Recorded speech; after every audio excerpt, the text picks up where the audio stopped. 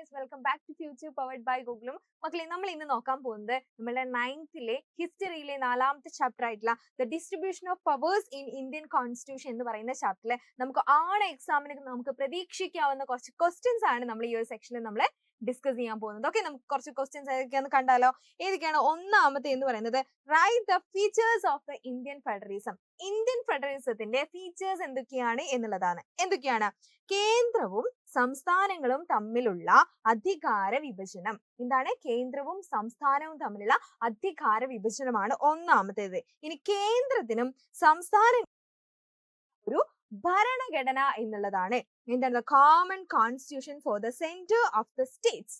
Right? ഭരണഘടനയുടെ പരമാധികാരം അല്ലെ? ഭരണഘടനയുടെ പരമാധികാരം, the sovereignty of the constitution എന്ന് പറയുന്നത്. ഇനി അധികാര വിഭജനത്തിൽ കൂടുതൽ വിഷയങ്ങളും പ്രധാന അധികാരങ്ങളും എവിടെയായിരിക്കും? കേന്ദ്രത്തിൽ നിക്ഷിപ്തമായിരിക്കും. എന്താണ് പറയുന്നത്? In the division of the powers most subjected and the key powers are with the centre. സെന്ററിനായിരിക്കും കൂടുതലും പരമാധികാരമുള്ളത്. ഏകീകൃത പൗരത്വമാണ്. എന്താണ്? സിംഗിൾ സിറ്റിസൺഷിപ്പ് ആണ്. റൈറ്റ്? ഇനിയുള്ളത് ഭരണഘടന ഭേദഗതി ചെയ്യുന്നതിൽ എന്താണ്? കേന്ദ്രത്തിന് മേൽക്കൈയുണ്ട്. ഓക്കെ, ഭരണഘടനയിൽ എന്തെങ്കിലും മാറ്റങ്ങൾ വരുത്തുന്നതിൽ the amendment of the constitution, the centre has the upper hand the powers amendment the constitution. ഭേദഗതി വരുത്തുന്നതിൽ എന്തുണ്ട്? ഭരണഘടനയിൽ ഭേദഗതി ചെയ്യുന്നതിൽ കേന്ദ്രത്തിന് മേൽക്കൈയുണ്ട്. Okay, yes. ഇനി സ്വതന്ത്രവും നിഷ്പക്ഷവുമായ ജുഡീഷ്യറി. യെസ്, സ്വതന്ത്രവും നിഷ്പക്ഷവുമായിട്ടുള്ള judiciary. The centre has a upper and the powers amendment the constitution and an independent and impartial judiciary. Independent and impartial judiciary. ഇനിയുള്ളത് ദ്വിമണ്ഡല നിയമസഭ. എന്താണ് ദ്വിമണ്ഡല നിയമസഭ എന്ന് പറയുന്നത്? By cameral legislation. ഓക്കെ, ഇതൊക്കെയാണ് എന്തെന്ന് പറയുന്നത്? ഫെഡറലിസത്തിന്റെ സവിശേഷതകൾ എന്ന് പറയുന്നത്. അർദ്ധ ഫെഡറൽ സമ്പ്രദായം, ദ ക്വാസി ഫെഡറൽ സിസ്റ്റം എന്ന് പറയുന്നത് ഒരു ഇമ്പോർട്ടന്റ് ആയിട്ടുള്ള ഫീച്ചർ ആണ്. അപ്പൊ സെറ്റ് അല്ലേ? The features of the Indian federalism എന്ന് പറയുന്നത്. ഇനി ഒരു കൺഫ്യൂഷൻ ഉണ്ടാവില്ലല്ലോ മക്കളെ. ഇനി നമ്മൾ അടുത്ത ക്വസ്റ്റ്യൻ നോക്കാൻ പോകുന്നത് write the features of the Lok Sabha, the lower house of the Indian Parliament. എന്താണ്? ഇന്ത്യൻ പാർലമെന്റിന്റെ താഴത്തെ സഭയായ ലോക്സഭയുടെ പ്രധാന സവിശേഷതകൾ സഭ ആൻഡ് രാജ്യസഭ എന്ന് പറയുന്നത്. ഓക്കെ, അപ്പൊ ലോക്സഭയുടെ ഇമ്പോർട്ടന്റ് ആയിട്ടുള്ള ഫീച്ചേഴ്സ് ആണ് നമ്മൾ നോക്കാൻ പോകുന്നത്. ഫസ്റ്റ് ഫീച്ചർ എന്ന് പറയുന്നത് ലോവർ ഹൗസ് ആണല്ലേ? എന്താണ്? താഴ്ന്ന സഭയാണ് അല്ലെ? ലോക്സഭ പാർലമെന്റിന്റെ താഴത്തെ സഭയായിട്ടാണ് അറിയപ്പെടുന്നത്. Okay, then age for the contest is 25 years. 25 വയസ്സാണ് ഇത് മത്സരിക്കാനുള്ള പ്രായം എന്ന് പറയുന്നത്. ലോക്സഭയിലേക്ക് മത്സരിക്കാനുള്ള കുറഞ്ഞ പ്രായം എന്ന് പറയുന്നത് എത്രയാണ്?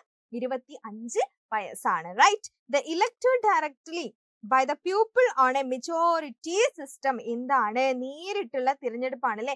ജനങ്ങൾ എന്ത് ചെയ്യുന്നു? നേരിട്ട് ഭൂരിപക്ഷ സമ്പ്രദായത്തിലൂടെയാണ് ഇതിലെ അംഗങ്ങളെ തിരഞ്ഞെടുക്കുന്നത്. റൈറ്റ്? ഇനിയുള്ളത് the term of the members is A 5 years. കാലാവധി എന്ന് പറയുന്നത് എത്രയാണ്? 5 വർഷമാണ്. ഓക്കെ, ദ മാക്സിമം സ്ട്രെങ്ത് എന്ന് പറയുന്നത് 550 ആണ്. മാക്സിമം സ്ട്രെങ്ത് എന്ന് പറയുന്നത് 550 ആണ്. പരമാവധി അംഗസംഖ്യ എന്ന് പറയുന്നത്, ലോക്സഭയുടെ പരമാവധി അംഗസംഖ്യ എന്ന് പറയുന്നത് എത്രയാണ് മക്കളെ? 550 ആണ്. റൈറ്റ്? മറന്നുപോയില്ലല്ലോ. ദ പ്രസന്റ് മെമ്പേഴ്സ് എന്ന് പറയുന്നത്, പ്രസന്റിൽ എത്ര മെമ്പേഴ്സ് ആണുള്ളത്? 543 മെമ്പേഴ്സ് ആണ് പ്രസന്റിലുള്ളത്. Okay, the chaired by the speaker. അധ്യക്ഷൻ എന്ന് പറയുന്നത് ആരാണ്? ലോക്സഭയിൽ അധ്യക്ഷത വഹിക്കുന്ന ആരാണ്? റൈറ്റ്? നെക്സ്റ്റ് ക്വസ്റ്റ്യൻ നമുക്ക് നോക്കിയാലോ. What are the 3 organs of the government under the separations of the powers? അധികാര വിഭജനത്തിന്റെ അടിസ്ഥാനത്തിൽ സർക്കാരിന്റെ 3 വിഭാഗങ്ങൾ ഏതെല്ലാം? 3 വിഭാഗങ്ങൾ ഏതെല്ലാം എന്നാണ് മക്കൾ എന്ത് ചെയ്യുക? മിസ് ഉത്തരം പറയുന്നതിന് മുന്നേ നിങ്ങൾ എന്ത് ചെയ്യുക? കമന്റ് ബോക്സിൽ കമന്റ് ചെയ്യുക. അറിയാവുന്ന കാര്യമാണ്. ഏതൊക്കെയായിരിക്കും മക്കളെ? The legislature, executive and the judiciary. നിയമനിർമ്മാണ സഭ, കാര്യനിർവഹണ വിഭാഗം ആൻഡ് നീതിന്യായ വിഭാഗം. സെറ്റ് അല്ലേ? മറന്നുപോയില്ലല്ലോ. അധികാരം ഒരിടത്ത് കേന്ദ്രീകരിക്കുന്നത് ഒഴിവാക്കാനും സ്വേച്ഛാധിപത്യം തടയാനുമാണ് ഈ ഒരു വിഭജനം സഹായിക്കുന്നത്. റൈറ്റ്? ഓക്കെ അല്ലേ? ഇനി നമുക്ക് നോക്കാം the features of the constitution. എന്തൊക്കെയായിരിക്കും നമ്മുടെ കോൺസ്റ്റിറ്റ്യൂഷന്റെ ഫീച്ചേഴ്സ് എന്ന് പറയുന്നത്? ലാർജ് റിട്ടൺ അല്ലെ, ലാർജ് റിട്ടൺ കോൺസ്റ്റിറ്റ്യൂഷൻ ആണ് നമ്മുടെ കോൺസ്റ്റിറ്റ്യൂഷൻ എന്ന് പറയുന്നത്. Parliamentary democracy and rigid and flexible ആയിട്ടുള്ള സ്ട്രക്ചർ അല്ലെ, റിജിഡുമാണ് അതേപോലെ തന്നെ ഫ്ലെക്സിബിൾ ആയിട്ടുള്ള സ്ട്രക്ചർ ആണ് എന്തിനുള്ളത്, കോൺസ്റ്റിറ്റ്യൂഷനുള്ളത്. The fundamental rights and the fundamental duties അല്ലെ, നമ്മൾ എന്തൊക്കെ കാര്യങ്ങളാണ് നമുക്ക് കിട്ടേണ്ട റൈറ്റ്സ്, എന്തൊക്കെയാണ് നമ്മൾ ഭരണഘടനയോട് ചെയ്യേണ്ട ഡ്യൂട്ടീസ്, കാര്യങ്ങളൊക്കെ ഉണ്ടാവില്ലേ, എല്ലാം എന്തിലുണ്ട്, നമ്മുടെ കോൺസ്റ്റിറ്റ്യൂഷനിലുണ്ട്. Then directive principles of the state policy, directive principles of the state policy, the federalism with a strong central government.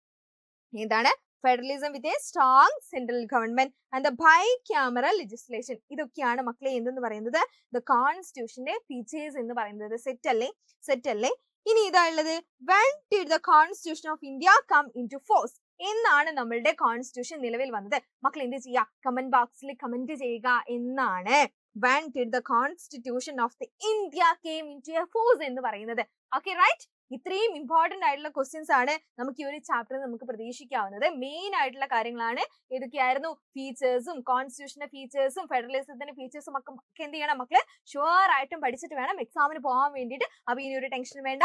ഇനി എന്ത് ചെയ്യാം, നിങ്ങളെ ഈ ഒരു ചാനൽ വേഗം സബ്സ്ക്രൈബ് ചെയ്ത് കൂടെ കൂടിക്കോളൂ. അപ്പോൾ ആൾ ദി ബെസ്റ്റ് എല്ലാവർക്കും, ആൾ ദി ബെസ്റ്റ്.